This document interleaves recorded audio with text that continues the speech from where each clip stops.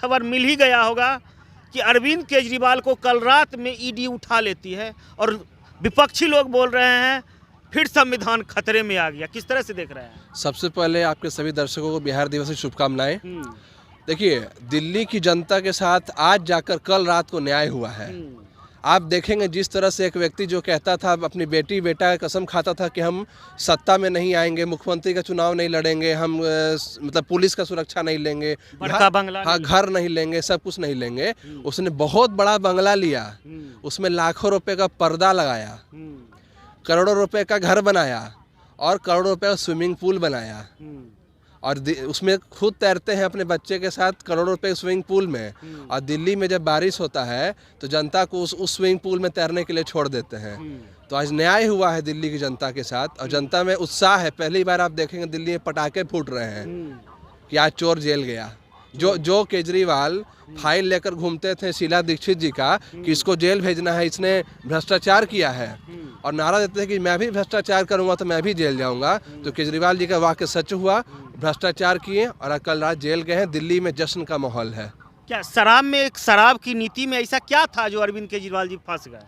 एक तरफ देखिए देश में प्रधानमंत्री नरेंद्र मोदी जी हैं जो गरीबों को लोन दे करके रोजगार करना सिखा रहे हैं। दूसरी तरफ अरविंद केजरीवाल दिल्ली की जनता को दारू पीना सिखा रहे थे। हर मोहल्ले में दारू का दुकान खुला।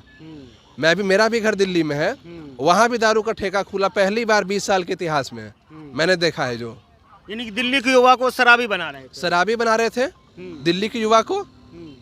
और जब आप गलत काम करेंगे तो भैया ये तो मोदी सरकार है, न खाती है न खाने देती है, तो जाना तो पड़ेगा ही। चले गए हैं और इतना मतलब मान कर चलिए कि 500,000 करोड़ का जो इनका घोटाला है, आपको लगता है कि दिल्ली की जनता माफ़ करेगी इन्हें?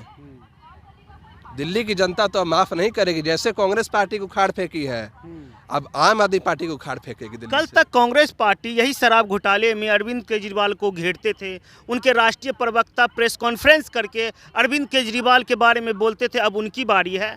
आज ऐसा क्या हुआ कि कांग्रेस के जो बड़े बड़े नेता हैं और कांग्रेस के वकील उनके तरफ से कोर्ट में जा रहे हैं? क्या लग रहा है कांग्रेस क्यों उनके पक्ष में है? ये चोर मौसेरा भाई का जो इंडी गठबंधन है, शीला दीक्षित को भूल गई है कांग्रेस। यानी जिस शीला के खिलाफ अरविंद केजरीवाल भी बड़े बड़े फाइल लेके जाते थे कि शीला दीदी करप्ट है, तो कांग्रेस यानी शीला दीक्षित को भी भूल गई है। मैं आपको याद दिलाता हूँ, मैं दिल्ली में था उस वक्त, तो जब अरविंद केजरीवाल का मतलब उत्पन्न हो रहे थे तो दिल्ली में हर ऑटो के पीछे एक पोस्टर लगाते थे। उसमें शीला दीक्षित का फोटो होता था, लिखते थे भ्रष्टाचारी या ईमानदार। अपना फोटो ईमानदार में लगाते थे और शीला दीक्षित बेईमान में। अब दोनों मिल रहे हैं मौसेरे भाई, तो ऐसा क्या मजबूरी आ गई? कांग्रेस तो शीला दीक्षित का तब अपमान कर रही है।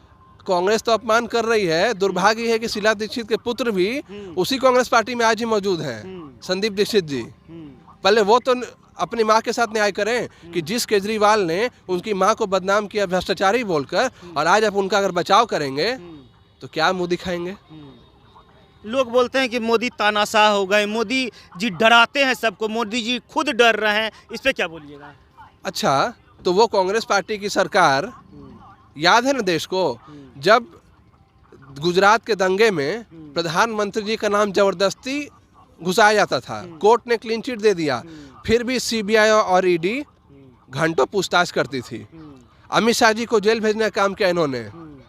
और ये सवाल पूछेंगे ये कांग्रेस पार्टी के लोग, देश में इमरजेंसी लगाए, देश का सारा नियम कानून व्यवस्था को ध्वस्त किया, और ये हमसे सवाल पूछेंगे?